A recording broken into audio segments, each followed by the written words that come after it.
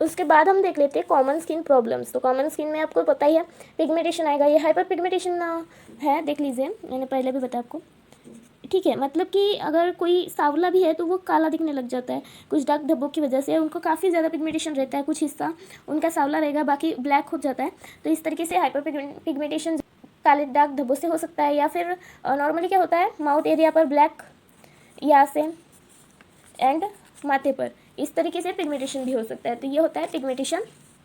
पप्पीनेस मतलब क्या होता है, फुप्पीनेस आप देख सकते हो आइज़ के बाहर, ये जो अंडर आई एरिया होता है इसमें इस तरीके का फूला हुआ पफीनेस आ जाता है, यहाँ पे उसे बोलते हैं पफीनेस। तो आपको इसका मतलब कि कोई सर्जन नहीं बनना है, अगर आप मेकअप आर्टिस्ट हो तो यहाँ पर कोई आपको कट्स नहीं लगाने हैं, नहीं तो फिर आप तो गए। बस आपको क्या करना है, किसी मेकअप की जैसे जैसे हम आगे बढ़ेंगे वैसे बताएंगे कि इसे कैसे हाइड करते हैं।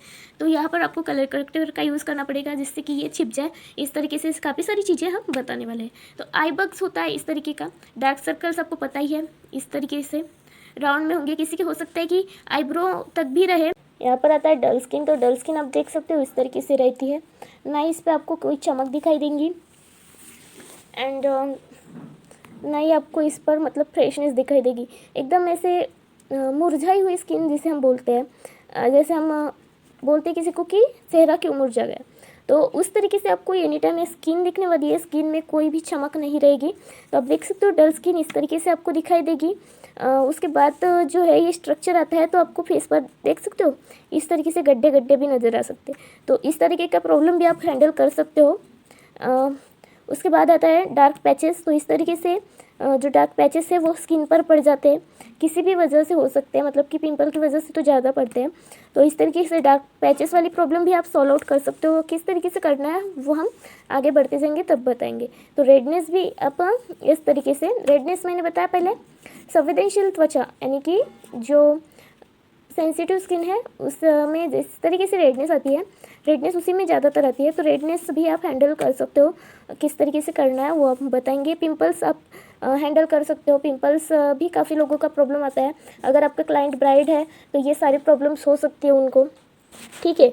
हर एक प्रॉब्लम सभी एक ही फेस पर रहेगा ऐसे नहीं बोल रही हूँ, लेकिन किसी को पफीनेस हो सकता है, किसी को पिगमेंटेशन हो सकता है, किसी को डल स्किन हो सकता है, किसी को रेडनेस हो सकता है। तो इस तरीके से आपके पास भी अगर कोई क्लाइंट आए तो इस तरीके का प्रॉब्लम हो सकता है, या आपके फेस पर भी इनमें से कोई प्रॉब्लम हो सकता है, या इससे भी कोई दूसरा प्रॉब्लम हो सकता है। तो अगर प्रॉब्लम इनमें से कोई और है तो आप बता देना है कि नहीं, आप डॉक्टर के सजेशन से अपना इलाज करवा लो, बिकॉज हम रिस्क नहीं लेना है, ठीक है, ज़्यादा स्किन का रिस्क नहीं ले सकते हैं किसी के।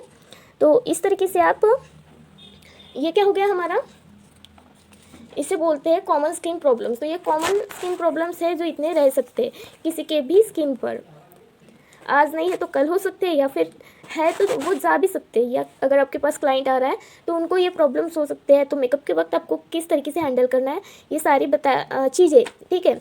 ये जो पिगमेंटेशन वगैरह है, ये जो कॉमन स्किन प्रॉब्लम है, ये इसका जो आंसर है आपको मिलेगा किधर, आप इसे किस तरीके से हैंडल करोगे ये आपको कलर व्हील में पता चलेगा।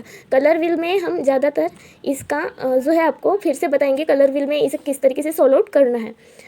और ये जो है ये आपको किस लिए काम में आएगा, आपको स्किन टाइप्स की पता होनी चाहिए, आपको फाउंडेशन लेने के लिए स्किन टाइप पता होनी चाहिए, प्राइमर लेने के लिए स्किन टाइप पता होनी चाहिए, साथ ही में आपको कंसीलर लेने के लिए स्किन टाइप पता होने की उतनी ज़रूरत नहीं है, बट पता होना चाहिए आपकी स्किन टाइप कौन सी है। इसलिए क्योंकि हमें स्किन को प्रेप करना पड़ता है, जब मेकअप स्टार्ट करने से पहले हम क्या करेंगे, स्किन को प्रेप करेंगे।